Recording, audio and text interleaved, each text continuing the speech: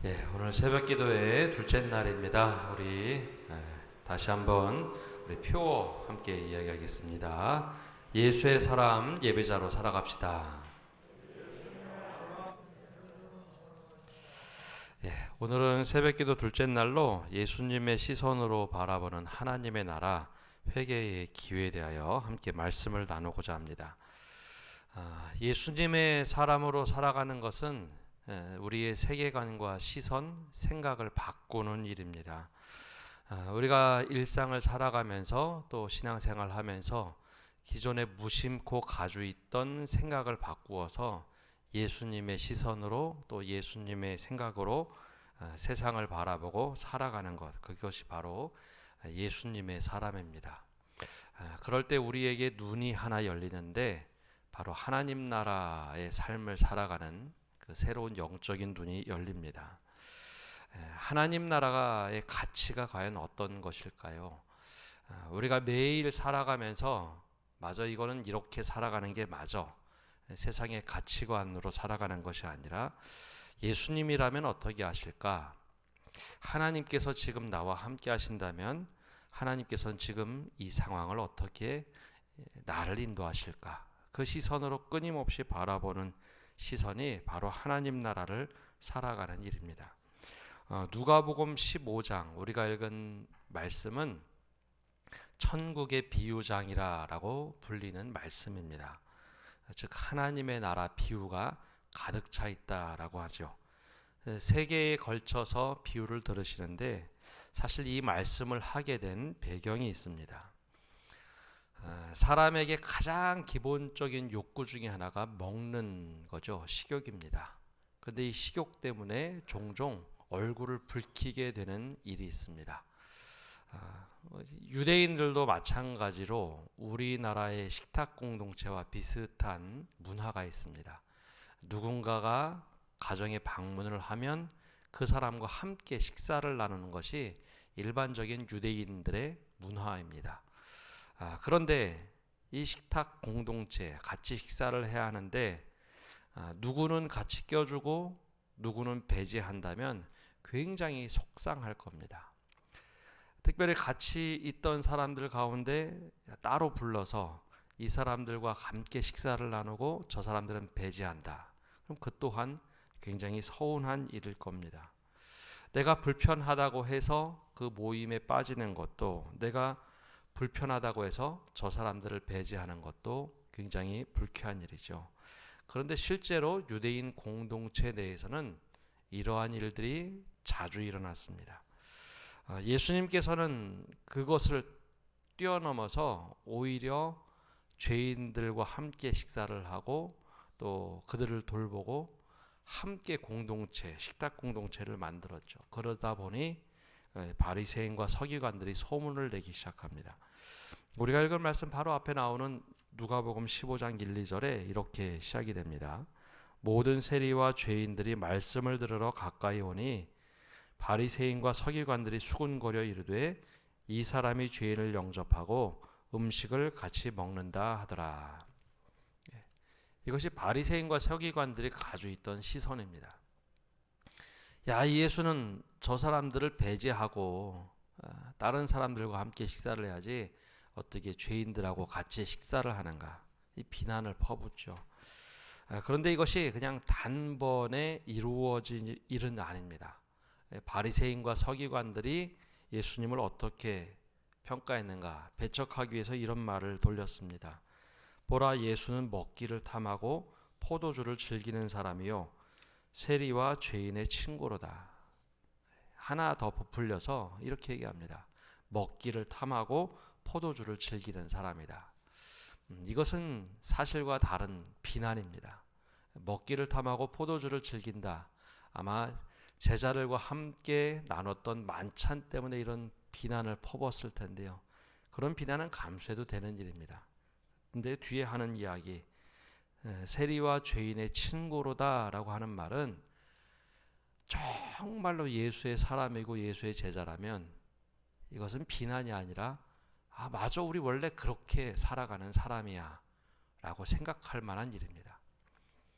예수님이 거기에 굉장한 가치를 두셨어요. 바로 하나님의 나라는 그런 곳이라는 겁니다. 누구를 배제하고 따로 떼어놓는 것이 아니라 죄인들의 친구, 세리의 친구다라고 하면 예수님도 제자들도 그것은 칭찬으로 여겼습니다. 왜냐하면 하나님의 나라는 그런 곳이니까요. 그 이야기를 듣고 나셔서 세 번의 비유를 들으며 응답하신 것이 바로 누가복음 15장의 천국의 비유입니다. 첫 번째 비유는 우리가 잘 아는 것처럼 잃은 양 비유입니다. 이 99마리의 양이 울타리 안에 있으면 그것을 돌보는 것, 거기에 관심을 두는 것이 아니라 잃어버린 양 한 양을 찾아서 헤매는 목자의 심정을 비유로 들으시죠. 근데 이 양이 어떤 양인가가 중요합니다. 잃어버린 양이요, 좋은 종자를 가지고 있는 양이라 표현도 없고 건강한 양이다라는 표현도 없습니다. 그냥 단지 잃어버린 양입니다. 예수님의 시선에서는 그게 건강하거나 뭐 잘났거나 더 튼튼하거나 좋은 종자, 흔히 말하는 씨 양도 아니고 그냥 잃어버린 양, 그 양 한 마리를 찾는 것이 정말 기쁘고 하나님의 나라의 풍성함을 누리는 가치라는 것이죠. 또 다른 비유는 한 드라크마 이야기입니다. 10드라크마를 가지고 있는 여인이 한 드라크마를 잃어버렸습니다. 집안에서 잃어버렸으니 밤새 불을 켜서 그 동전 하나를 찾기 위해서 열심히 노력하죠. 근데 사실 이 드라크마라는 것이 하루 일당입니다. 하루 일당.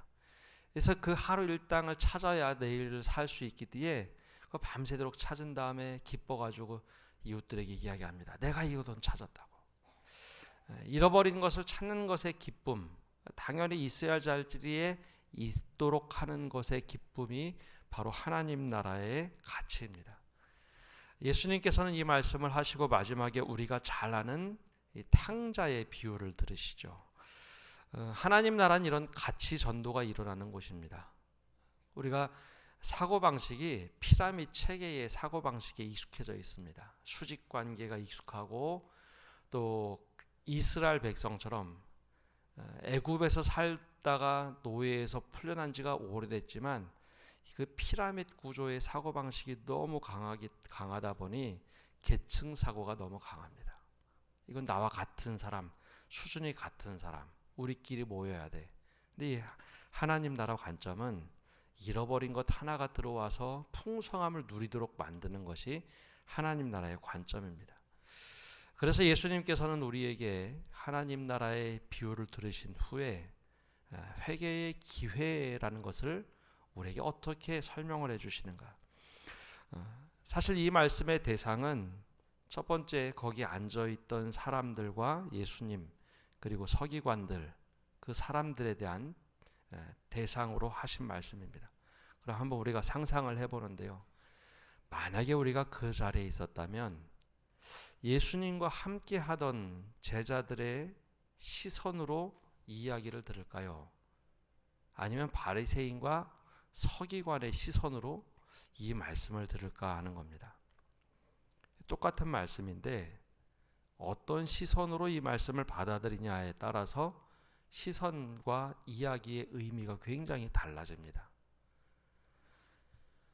만약에 우리가 그 자리에 있었다면 예수님의 이야기에 함께 동참하는 사람의 시선으로 이 말씀을 받아들일까요? 아니면 바리새인과 서기관의 입장에서 이 말씀을 받아들일까요?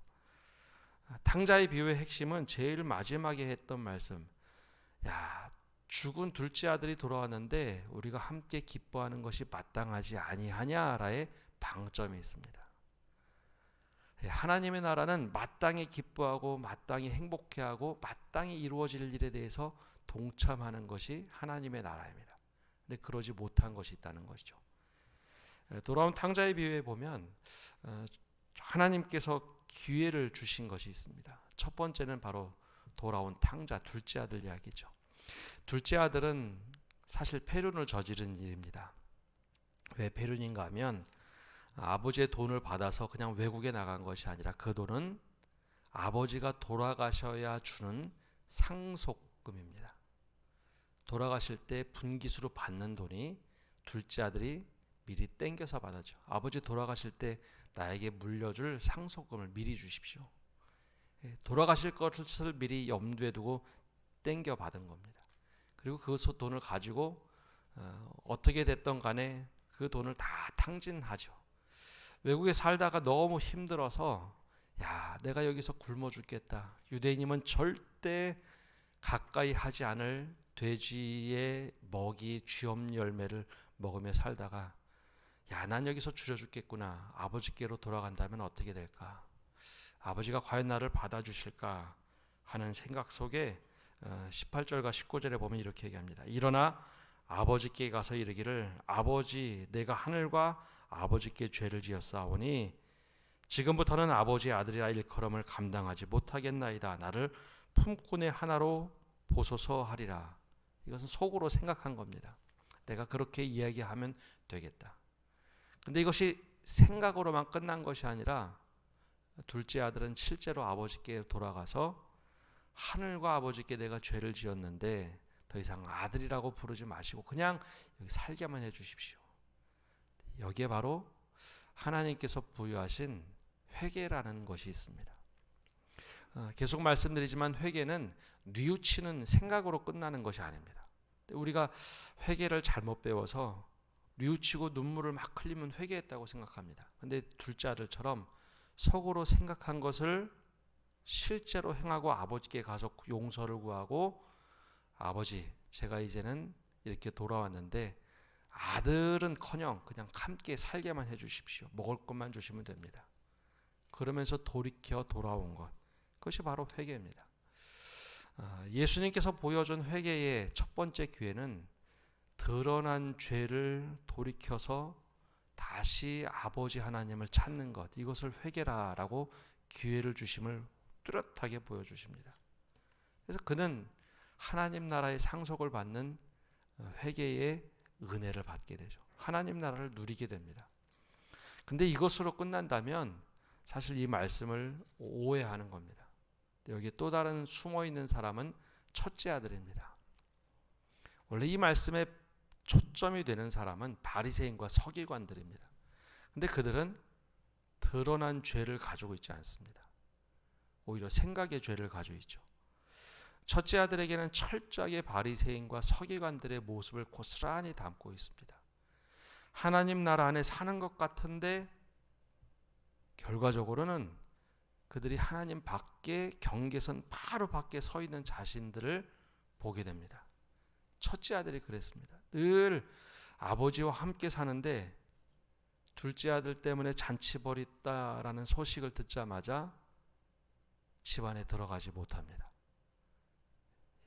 예수님이 보여준 천국은요, 하나님 나라는 그 안에 들어가서 마땅히 누리고 기뻐해야 하는데 그러지 못합니다. 그것이 바로 바리새인과 서기관들의 모습이었죠. 그들의 마음 속에는 드러나지 않은 죄가 있습니다. 나는 저들과 같지 않다라는 거예요. 또 하나는 돌아온 탕자가 아무리 돌아왔어도 용납할 수 없다라는 마음속에 품은 죄입니다. 그래서 아버지께서 그 첫째에게 말씀합니다. 얘야, 마땅히 기뻐하고 즐거워할 때 참여하는데 너는 왜 그러지 못하느냐? 마땅히 할 일을 왜 하지 못하느냐? 첫째에게는 바로 마음의 죄를 회개할 기회를 허락하신 것이 사실 이 돌아온 탕자의 비유의 첫째 아들에 향한 마음 회개의 기회입니다. 중간에 말씀드린 것처럼 우리는 어떤 시선으로 이 말씀을 받고 계십니까? 우리는 늘 둘째 아들의 시선으로 이야기합니다. 아, 맞아. 주님이 우리를 용서해 주실 때 내가 다 용서받고 아버지와 함께 하나님 나라를 누릴 수 있어. 그런데 우리의 시선 중에 정말 많은 시선은 첫째의 시선입니다. 첫째의 시선으로 살아가는 경우가 훨씬 더 많습니다. 드러나지 않는 것처럼 보이고 잘못된 행동처럼 보이지 않지만 마음속에 어떤 마음을 품고 있느냐. 그래서 오늘 말씀에는 천국의 비유는 두 부류에게 다 회개의 기회를 주고 계시다는 겁니다. 드러난 죄가 있습니다. 그건 아주 명시적으로 뚜렷하게 둘째 아들처럼 야, 저 사람처럼 살면 돼? 그런데 그가 돌이켜서 회개하고 돌아올 때 아버지는 아무 소리 하지 않고 꼭 품에 안아주고 그에게 회개의 기회를 줍니다. 그러나 첫째 아들에게도 마찬가지입니다. 집에 들어오지 않는 아들 때문에 걱정이 돼서 늘 울타리 안에 있어서 괜찮다고 생각을 했는데 그 마음 둘째를 품지 못해서 오히려 집 밖에 서 있는 첫째 아들을 보고 아버지는 쫓아나가죠. 그리고 이야기합니다. 여기 와서 왜 함께 잔치를 누리지 않느냐? 하나님 나라를 누리지 않느냐? 마땅히 여겨야 될 이 잔치에 참여하거라 라고 회개의 기회를 줍니다. 우리는 어떤 시선으로 주님을 바라보고 있습니까? 예수님과 똑같은 입장에서 제자들의 시선으로 바라보고 있다면 그것은 하나님 나라를 누릴 수 있는 기회입니다. 그러나 혹시 우리가 바리새인과 서기관처럼 바라보고 있다면 오늘 첫째 아들의 두 번째 기회를 주신 우리에게도 그 마음의 회개가 필요합니다. 그때 비로소 하나님 나라가 멀리 있는 것이 아니라 우리 앞에 다가온 우리가 누릴 수 있는 하나님의 나라가 됩니다. 오늘 예수님은 우리에게 도전을 합니다. 내 생각과 내 시선으로 한번 세상을 바라보고 사람들을 바라보자. 그리고 하나님 나라를 함께 누리자. 이렇게 기뻐하는 것이 마땅하지 아니하냐라고 우리들에게 초대하고 있습니다. 이 초대의 응답 받고 또 하나님 나라 시선으로 살아갈 수 있는 모든 성도 여러분 되시기를 간절히 축복합니다. 우리 함께 기도하겠습니다. 살아계신 주님, 오늘 이 새벽에 주님 앞에 나와 기도하며 말씀을 듣고 나갑니다. 주님, 예수님의 시선으로 바라보고 하나님 나라를 살아가도록 우리를 부르신 주님, 우리에게 회개의 기회를 주셨는데 우리는 그 회개의 기회를 얼마나 붙잡고 살아가고 있는지요. 이 말씀을 하실 때도 둘째 아들로서만 우리가 늘 생각하고 살아갑니다. 우리 드러난 죄를 회개하고 하나님께서 우리를 꼭 끌어안아 주실 것이라는 확신을 가지고 말씀을 듣고 나갑니다. 그러나 우리 안에 또한 첫째 아들과 같은 마음이 있음을 고백합니다. 바리새인과 서기관처럼 도대체 주님의 모습이 이해가 되지 않습니다.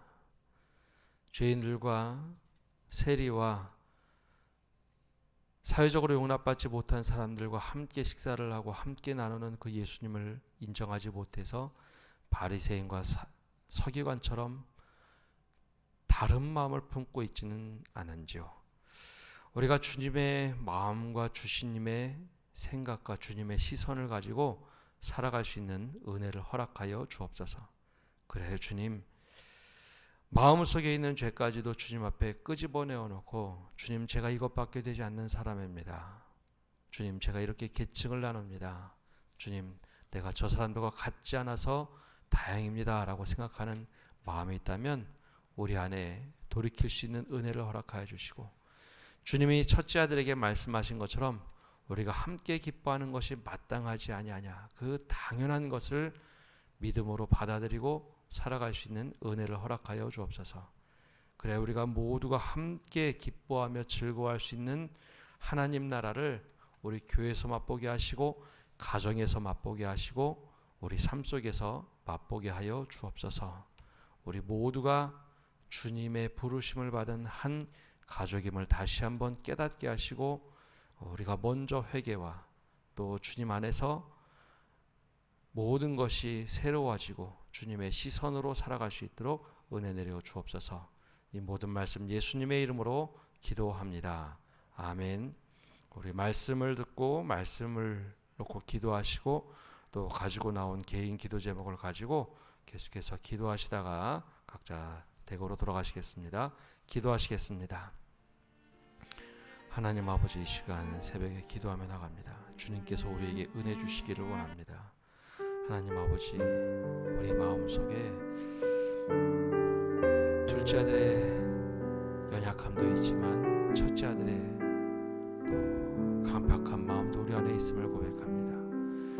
바리새인과 사두개인처럼 또 서기관들처럼 우리 마음속에 용납되지 않는 수많은 것들, 주님까지도 이해되지 않는 것들이 너무나 많음을 고백합니다. 첫째 아들이 아버지를 향하여 그렇게 마음속에 원망을 품고 어떻게 한 번도 나에게는 그런 은혜를 끼치지 않으셨습니까? 그 마음이 우리 안에 있다면 우리를 하나님께서 다시 한번 돌이켜 주시고 하나님의 회개의 기회를 허락하여 주시옵소서.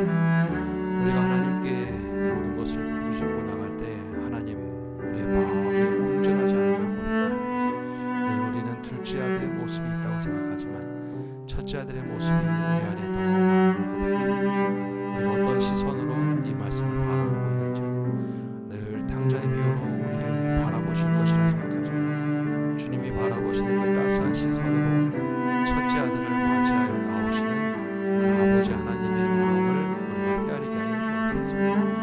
하나님 나라를 누리며 살아간다고 하면서도 그 경계선 밖에서 서성이는 첫째 아들의 모습이 있다면 주님 우리가